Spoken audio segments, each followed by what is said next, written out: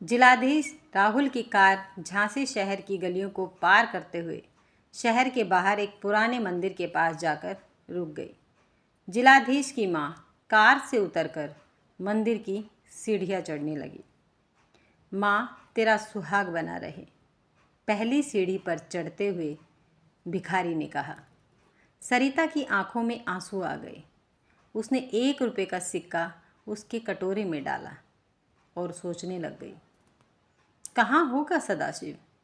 सरिता को 15 साल पहले की अपनी ज़िंदगी का वह सबसे कलुषित दिन याद आ गया, जब दोनों बच्चे राशि व राहुल 8वीं 9वीं में पढ़ते थे और वह खुद एक निजी स्कूल में पढ़ाती थी। पति सदाशिव एक फैक्ट्री में भंडार प्रभारी थे। सब कुछ ठीक ठाक चल रहा था। एक दिन वह स्कूल से घर आई तो बच्चे उदास बैठे थे। क्या हुआ बेटा? माँ पिताजी अभी तक नहीं आए हैं। सरिता ने बच्चों को धीरज बंधाया कि पिताजी किसी ज़रूरी काम की वजह से रुक गए होंगे। जब 1 डेढ़ घंटा गुजर गया और सदाशिव नहीं आए तो उसने राशि को घनश्याम अंकल के घर पता करने भेजा। घनश्याम सदाशिव की फैक्ट्री में ही काम करते थे। कुछ समय बाद राशि वापस आई तो उसका चेहरा उतरा हुआ था। उसने आते ही कहा, माँ पिताजी को आज चोरी के अपराध में फैक्ट्री से निकाल दिया गया है। यह सच नहीं हो सकता। तुम्हारे पिता को फंसाया गया है। घनश्याम चाचा भी यही कह रहे थे। परंतु पिताजी घर क्यों नहीं आए? राशि ने कहा। रात भर पूरा परिवार जागता रहा। दूसरे दिन बच्चों को स्कूल भेजने के बाद सरिता सदाशिव की फैक्ट्री पहुंची तो उसे हर जगह अपमान का घूंट ही पीना पड़ा। वहां जाकर सिर्फ इतना पता चल सका कि भंडार से काफ़ी सामान गायब पाया गया है। भंडार प्रभारी होने के नाते सदाशिव को दोषी करार दिया गया और उसे नौकरी से बर्खास्त कर दिया गया।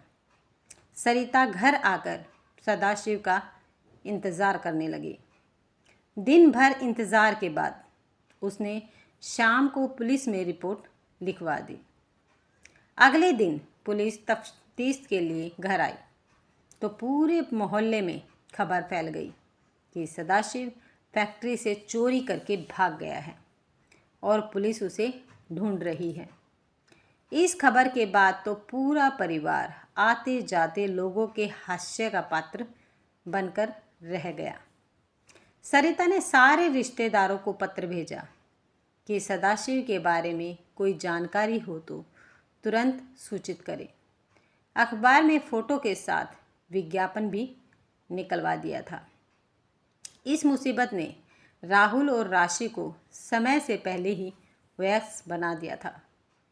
वह अब आपस में बिल्कुल नहीं लड़ते थे। दोनों ने स्कूल के प्राचार्य से अपनी परिस्थितियों के बारे में बात की तो उन्होंने उनकी फीस माफ़ कर दी गई। राशि ने शाम को बच्चों को ट्यूशन पढ़ाना शुरू कर दिया। राहुल ने स्कूल जाने से पहले अखबार बांटने शुरू कर दिए। सरिता की तनख्वाह और बच्चों की ये छोटी सी कमाई से घर का खर्च किसी तरह से चलने लगा। इंसान के मन में जब किसी वस्तु या व्यक्ति विशेष को पाने की आकांक्षा बहुत बढ़ जाती है तब उसका मन कमज़ोर हो जाता है और इसी कमज़ोरी का लाभ दूसरे लोग उठा लेते हैं। सरिता इसी कमजोरी में तांत्रिकों के चक्कर में पड़ गई थी। उनकी बताई हुई पूजा के लिए कुछ गहने भी बेच डाले। अंत में एक दिन राशि ने माँ को समझाया, तब सरिता ने तांत्रिकों से मिलना बंद किया। कुछ माह के बाद ही सरिता अचानक बीमार पड़ गई। अस्पताल जाने पर पता चला कि उसे टाइफाइड हुआ है। बताया डॉक्टरों ने भी इलाज लंबा चलेगा। यह राशि और राहुल की परीक्षा की घड़ी थी। ट्यूशन पढ़ाने के साथ साथ राशि लिफाफा बनाने का काम भी करने लगी। उधर राहुल ने अखबार बांटने के अलावा बारात में सिर पर ट्यूब लाइट लेकर चलने वाले लड़कों के साथ भी मजदूरी की। सिनेमा की टिकटें भी ब्लैक में बेची। दोनों के कमाए ये सारे पैसे माँ की दवाई के काम आए। तुम्हें यह सब करते हुए गलत नहीं लगा? सरिता ने ठीक होने पर दोनों बच्चों से पूछा। नहीं माँ, बल्कि मुझे ज़िंदगी का एक नया नज़रिया मिला। राहुल बोला, मैंने देखा कि मेरे जैसे कई लोग आँखों में भविष्य का सपना लिए परिस्थितियों से संघर्ष कर रहे हैं। दोनों बच्चों को वार्षिक परीक्षा में स्कूल में प्रथम आने पर अगले साल से छात्रवृत्ति मिलने लगी थी। घर थोड़ा सुचारू रूप से चलने लगा था। सरिता को विश्वास था कि एक दिन सदाशिव ज़रूर आएगा। हर शाम वह अपने पति के इंतज़ार में खिड़की के पास बैठकर आने जाने वालों को देखा करती और अंधेरा होने पर एक ठंडी सांस छोड़कर खाना बनाना शुरू करती। इस तरह साल दर साल गुजरते चले गए। राशि और राहुल अपनी मेहनत से अच्छी नौकरी पर लग गई।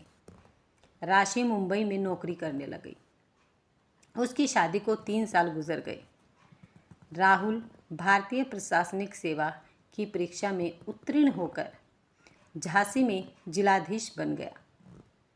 1 साल पहले उसने भी अपने दफ्तर की एक अधिकारी सीमा से शादी कर ली।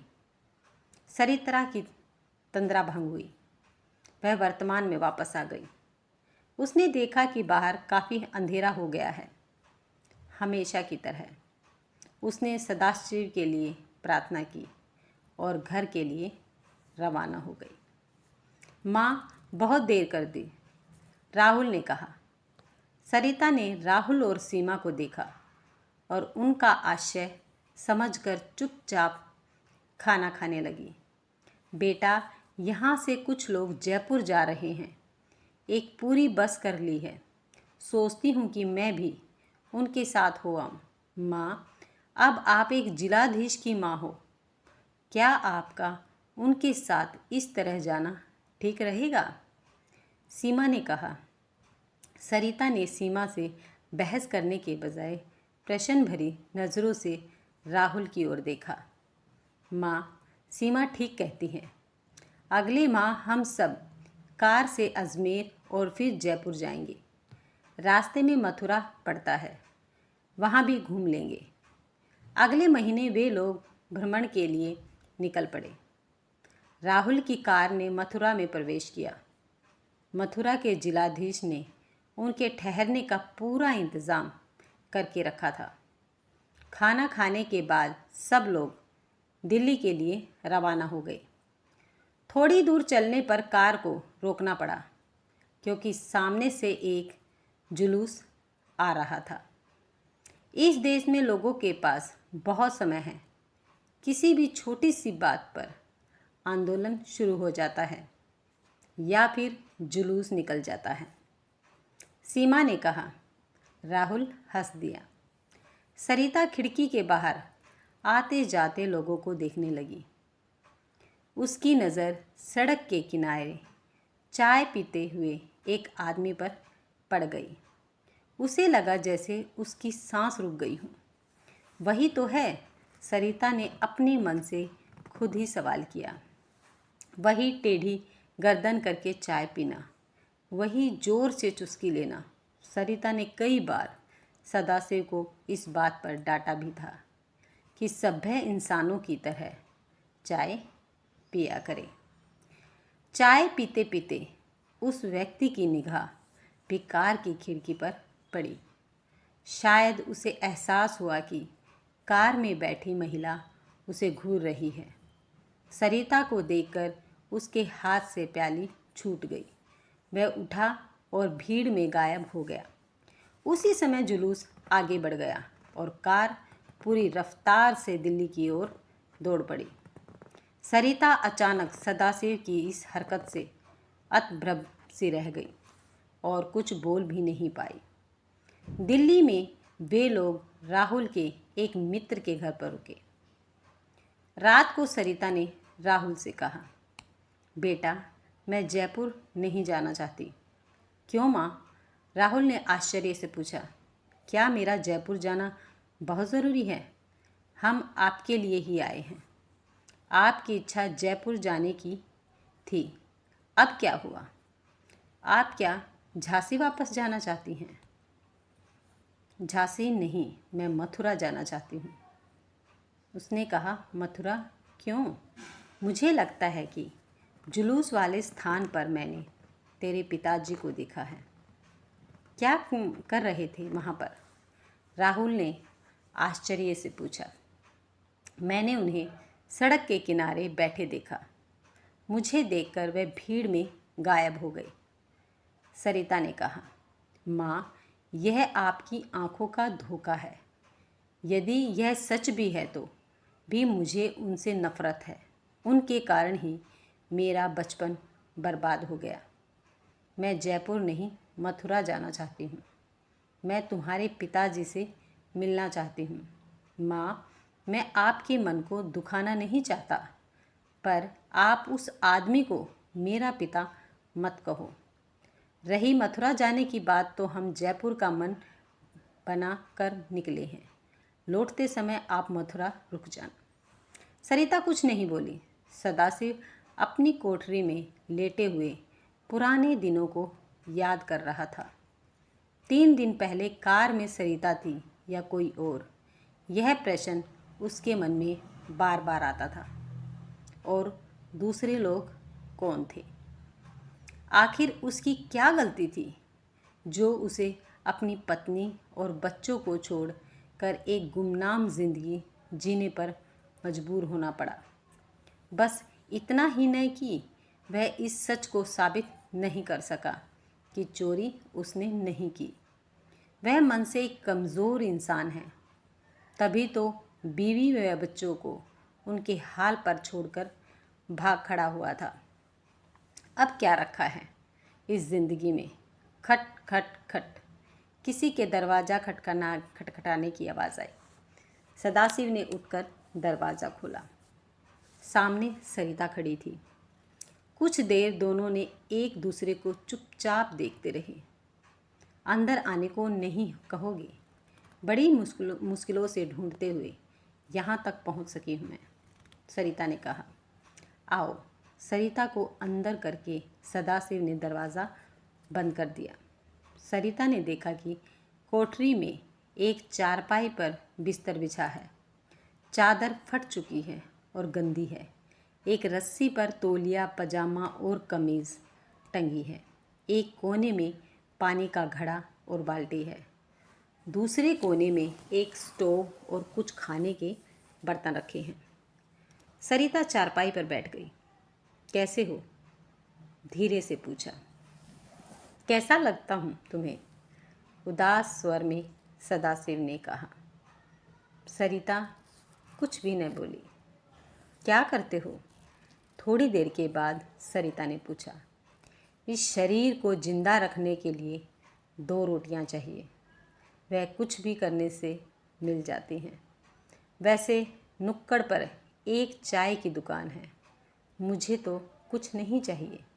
हाँ, 4 बच्चों की पढ़ाई का खर्च निकल आता है। बच्चे? सरिता के स्वर में आश्चर्य था। हाँ, अनाथ बच्चे। उनकी पढ़ाई की जिम्मेदारी मैंने ले रखी है। सोचता हूँ कि अपने बच्चों की पढ़ाई में कोई योगदान नहीं कर पाया तो इन अनाथ बच्चों की मदद कर दूँ। घर कर निकलकर सीधे सरिता पूछते पूछते रुक गई। नहीं, मैं कई जगह घूमा, कई बार घर आने का फैसला भी किया, पर जो दाग मैं देकर आया था उसकी याद ने हर बार कदम रोक दिए। रोज़ तुम्हें और बच्चों को याद करता रहा। शायद इससे ज़्यादा कुछ कर भी नहीं सकता था। पिछले 5 सालों में मथुरा में हूँ। अब तो घर चल सकते हो, राशि अब मुंबई में है, नौकरी करती है, वहीं शादी कर ली है। राहुल झांसी में जिलाधीश है। मुझे सिर्फ तुम्हारी कमी है। क्या तुम मेरे साथ चलकर मेरी ज़िंदगी की कमी पूरी करोगे? कहते कहते सरिता की आंखों में आंसू आ गए। सदाशिव ने सरिता को उठाकर गले से लगा लिया और बोला, मैंने तुम्हें बहुत दुख दिया है। यदि तुम्हारे साथ जाकर मेरे रहने से तुम खुश रह सकती हो तो मैं तैयार हूँ। पर क्या इतने दिनों बाद राहुल मुझे पिता के रूप में स्वीकार करेगा? मेरे जाने से उसके सुखी जीवन में कलह तो पैदा नहीं होगी। क्या मैं अपना स्वाभिमान बचा सकूँगा? तुम क्या चाहते हो कि मैं तुमसे दूर रहूं? सरिता ने रोकर कहा और सदाशिव के सीने में सिर छिपा लिया। नहीं, मैं चाहता हूं कि तुम झांसी जाओ और वहां ठंडे दिल से सोचकर फैसला करो। तुम्हारा निर्णय मुझे स्वीकार्य होगा। मैं तुम्हारा यही इंतज़ार करूंगा। सरिता उसी दिन झांसी वापस आ गई। शाम को जब राहुल और सीमा साथ बैठे थे तो उन्हें सारी बात बताते हुए बोली, मैं अब अपने पति के साथ रहना चाहती हूँ। तुम लोग क्या चाहते हो? एक चाय वाला और एक जिलाधीश साहब का पिता। लोग क्या कहेंगे? सीमा के स्वर में व्यंग था। बहू, किसी आदमी को उसकी दौलत या ओहदे से मत नापो। यह सब आनी जानी है। माँ, वह कमज़ोर आदमी मेरा बस बहुत हो गया। राहुल, सरिता बेटे की बात बीच में ही काटते हुए उत्तेजित स्वर में बोली। राहुल चुप हो गया। मैं अपने पति के बारे में कुछ भी गलत सुनना नहीं चाहती हूँ। क्या तुम लोगों से अलग होकर वह सुख से रहे? उनके प्यार और त्याग को तुम कभी नहीं समझ सकोगे। माँ, हम आपकी खुशी के लिए उन्हें स्वीकार सकते हैं। आप जाकर उन्हें ले आइए। राहुल ने कह दिया। नहीं बेटा, मैं अपने पति की अनुगामिनी हूँ। मैं ऐसी जगह न तो खुद रहूँगी और न ही अपने पति को रहने दूँगी जहाँ उनको अपना स्वाभिमान खोना पड़े। सरिता रात को सोते सोते उठ गई। पैर के पास गीला गीला क्या है? देखा तो सीमा उसका पैर पकड़कर रो रही थी। माँ, मुझे माफ़ कर दीजिए। मैंने आपका कई बार दिल दुखाया है। आज आपने मेरी आंखें खोल दी हैं। मुझे आशीर्वाद दीजिए कि मैं भी आपके समान अपने पति के स्वाभिमान की रक्षा कर सकूं। सरिता ने भीगी आंखों से सीमा का माथा चूमा और उसके सिर पर हाथ फेरा। मेरा आशीर्वाद हमेशा तुम्हारे साथ रहेगा। भोर की पहली किरण फूट पड़ी। जिलाधीश के बंगले में सन्नाटा था। सरिता एक झोले में 2 जोड़े कपड़े लेकर रिक्शे पर बैठकर स्टेशन की ओर चल दी। उसे मथुरा के लिए पहली ट्रेन पकड़नी थी।